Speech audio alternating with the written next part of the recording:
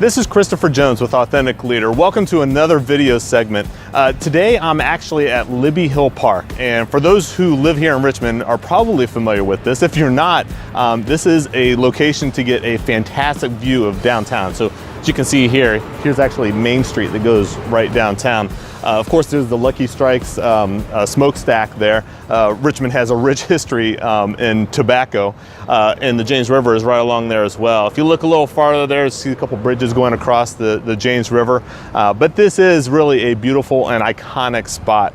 Today we are actually talking about this thing called time management, and really we're going to talk really about the misnomer of what time management is and what people think that it means, and it's really not what people think that it means. So when people talk about time management, what they're really trying to describe is the efficient use of time. The one thing about time is that there's really no managing it. It is something that is constant and it continuously moves at exactly the same rate. I oftentimes think of it kind of like a conveyor belt. You know, it's a conveyor belt that just continues going, and you have to recognize that it's going to go at the same consistent and constant speed all of the time.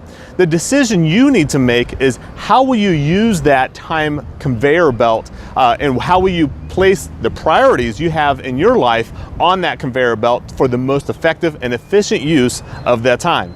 So to effectively manage this conveyor belt of time, what we're really talking about is prioritizing the activities that you need to accomplish effectively and efficiently. So what we're really talking about is priority management, not time management. Proactively determining your top priorities helps to increase confidence that you are spending time on the right activities, the things that are really going to move the needle and really make real progress in your life. Now, I have a previous video that really talks about how to determine your top priorities using the Eisenhower decision matrix. And you can click, I'll have a link in this video that you can click on to go see how to determine what are those proactive activities and do that with confidence.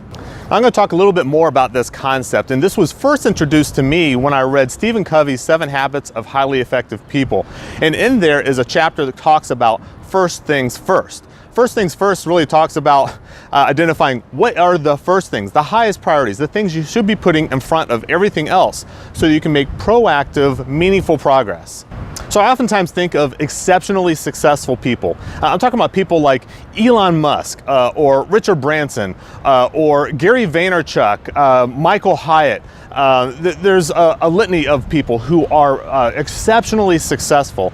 And sure, you can argue that these people now have got an entourage of people who are helping them, and they've got financial resources available to them to help them to be successful.